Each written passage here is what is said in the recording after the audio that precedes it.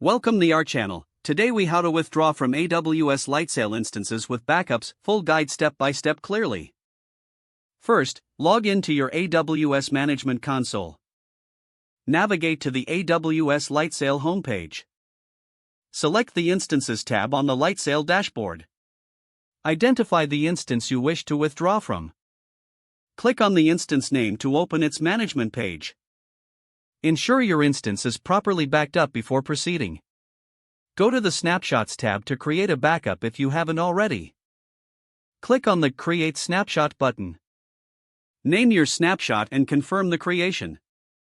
Wait for the snapshot to be completed. Once the snapshot is ready, return to the instance management page.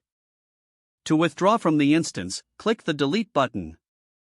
A prompt will ask for confirmation to delete the instance. Review the warning about losing data and backups. If you are sure, confirm the deletion. The instance will now be terminated. To retrieve your data from the snapshot, navigate back to the Snapshots tab. Select the snapshot you created. Click on the Create Instance button from the snapshot options. Follow the prompts to set up a new Lightsail instance using the snapshot.